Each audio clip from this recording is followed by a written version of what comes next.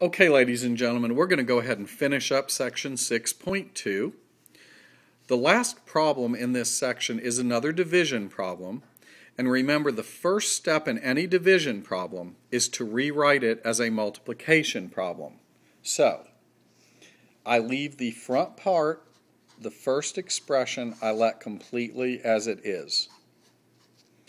Division becomes multiplication, and I multiply by the reciprocal of this.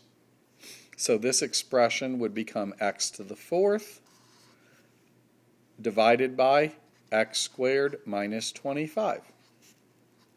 So the first step in a division problem is to turn it into a multiplication problem.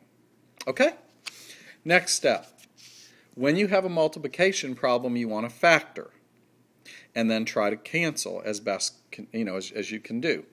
Well, x plus 5 is 1 times itself. Okay? I'm going to do the easy ones. X to the fourth, right now there's not much to do other than to call it x to the fourth. If there's no plus or minus in there, it's already good enough to just proceed with the problem. It's only when you see pluses or minuses that you have to have some factoring work.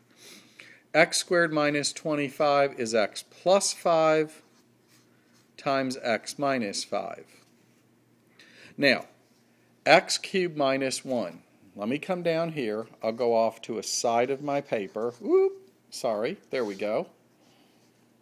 X cubed minus x.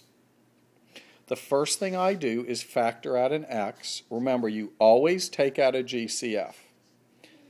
X squared minus 1 is what's inside. But now factor completely means do as much as you can.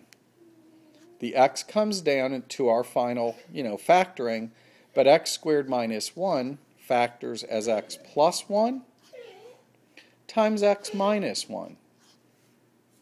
So when I come back into my problem, x cubed minus x gets replaced with what I just did down here. It becomes x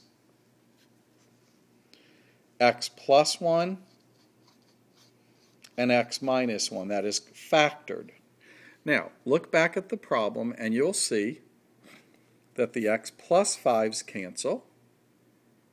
And you'll see one other thing happens. This x and this x to the fourth can be worked with. In fact, the exponent on this x is x to the first, right? 4 minus 1 is 3. So what actually happens here is this x disappears completely, and up here this 4 becomes a 3. So what I'm left with in the numerator is x to the third, and in the denominator I have 3 factors left over. I have an x plus 1, I have an x minus 1, and I have an x minus 5. And that, ladies and gentlemen, is our final answer. One comment I want to make about any of this material you're doing in Chapter 6, okay? And in fact, especially in further algebra. Make sure you know how to factor. Very important to have your factoring techniques down.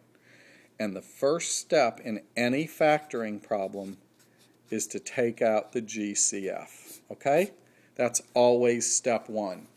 I tell my students that during this test, their middle name should be GCF. Okay? Take out the GCF first. If the GCF is just a 1, okay, then proceed to some other way to factor it. But in general, look for the greatest common factor first. All right.